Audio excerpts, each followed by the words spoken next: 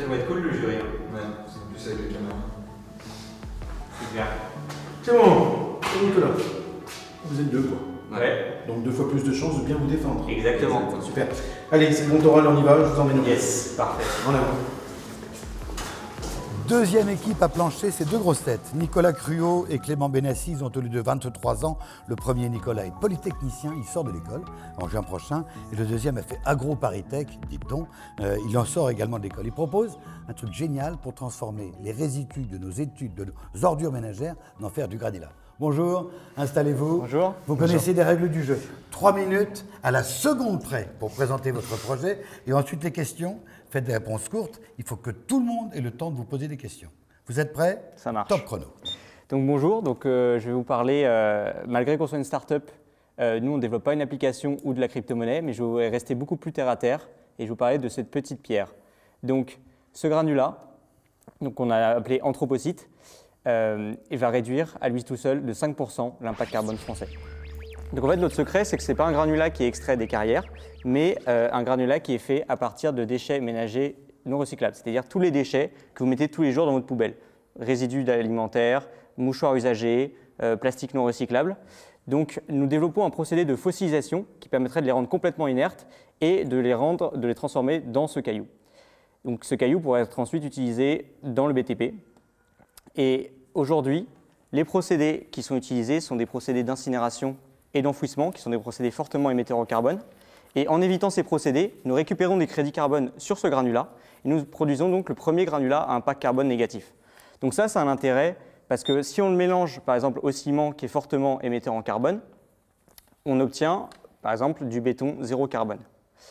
Et donc ça c'est le Graal un peu pour les constructeurs, pour notamment pouvoir construire des écoquartiers ou des maisons écologiques. Donc nous nous adressons aux acteurs du BTP et aux collectivités qui souhaitent avoir un meilleur impact environnemental. Vous êtes le seul à parler. Non, c'est mon tour. Donc à la base, c'est un projet familial.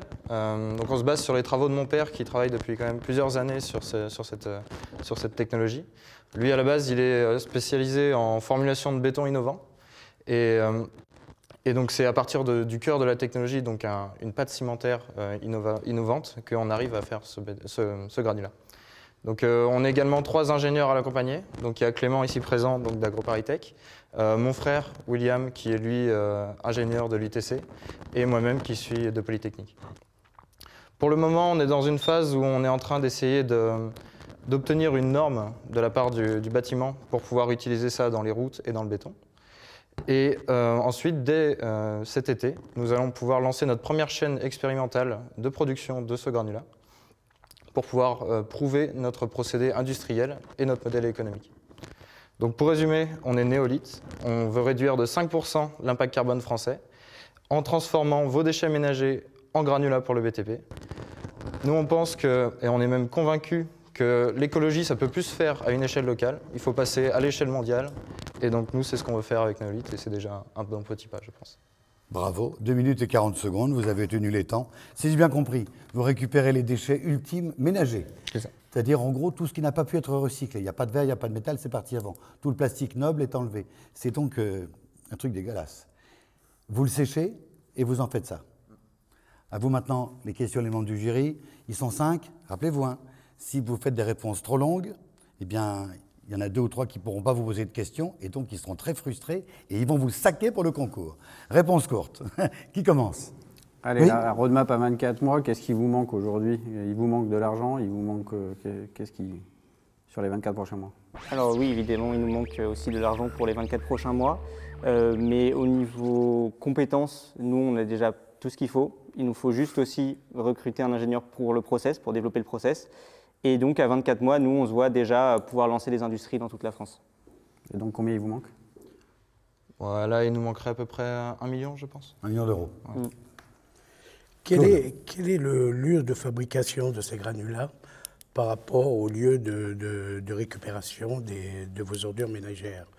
Parce que vous parlez effectivement d'économie sur l'impact carbone, mais si on compte le nombre de voyages de camions qui vont se faire pour aller de l'un à l'autre, on risque de tomber effectivement dans quelque chose qui est négatif. Non, parce qu'en fait, nous, on a vocation à remplacer les centres de traitement existants. Donc, tout ce qui est incinérateur et enfouissement, ce qui sont en fait, c'est des installations locales. À chaque collectivité a son incinérateur. Et donc, nous, on va créer une usine néolithe à chaque endroit, en fait, là où il y a normalement un bassin de déchets. Donc, en fait, ça va être extrêmement local. Tout à l'heure, en fait, à la question de Fabien, tu as répondu que tu avais toutes les ressources, enfin toutes les compétences, et toi, tu as tiqué. Pourquoi ? Non, parce que je trouve ça marrant de dire qu'on a tous les compétences, alors que bon, on vient de sortir d'école. Il manque un peu d'expérience, je pense. Et qu'est-ce qui manque aujourd'hui ? Comme disait Clément, je pense qu'il nous manque un vieux de la vieille sur le procédé industriel. Vraiment quelqu'un qui s'y connaît en usine. Parce que là, nous, on n'est pas dans ce domaine-là précisément. Et pour adresser le marché, vous avez des compétences aussi ? Pour adresser le marché, c'est un marché B2B avec très peu d'acteurs. Donc ça, c'est mon boulot. Et a priori, pour l'instant, ça va. Vous arrivez à récupérer des déchets? C'est compliqué, hein. Aujourd'hui, des gens se battent pour en avoir. Hein. Ouais, mais on est en train de s'installer là. On cherche à s'installer dans un premier lieu pour traiter une partie des déchets d'une collectivité. Et pour l'instant, ils ont quand même l'air assez optimistes sur. Ce sera en Bourgogne? Parce qu'on a plein de gens qui connaissent plein de gens ici. Si on peut le faire en Bourgogne, nous, on est d'accord. Parce qu'ils ont des carnets d'adresses formidables. Il y a une question. Vous avez une idée du délai industriel pour faire la première usine, le premier prototype d'usine de retraitement en fait? Disons qu'en fait là actuellement, donc, nous on est en train de finir notre R&D justement pour avoir la norme qui me permettra de l'utiliser. Une fois qu'on a ça, on va faire une chaîne expérimentale donc d'ici début janvier et début janvier 2020, dans un an. Et dans 2 ans, on pourra vraiment passer à une usine qui pourra traiter l'ensemble des déchets d'une ville. C'est ça ma question, c'est quelle est l'estimation que vous avez de temps et de budget qu'il vous faut pour faire la première usine en fait? 2 ans en termes de temps pour Ouais. arriver à la première. Et en termes de budget, l'usine, la taille réelle, ce serait 3 millions d'euros. Et Jean, enfin? Donc là, vous allez être lié directement aux collectivités territoriales de notre France, pour le moment, en parlant de la France, au niveau du dispositif. Donc là, vous allez avoir des relations avec l'administration, avec l'inertie de l'administration, qu'elle soit en collectivité territoriale et d'État. Vous avez certainement déjà de l'inertie pour la mise en place de normes et de faire reconnaître vos produits. Donc il y a un effort important. Est-ce que vous avez pensé que ça va être un effort sur un long terme pour attaquer ces collectivités? Voilà. Je pense qu'il va falloir essayer de convaincre tout le monde, aller voir tout le monde et leur expliquer notre solution, pourquoi elles peuvent utiliser notre technologie.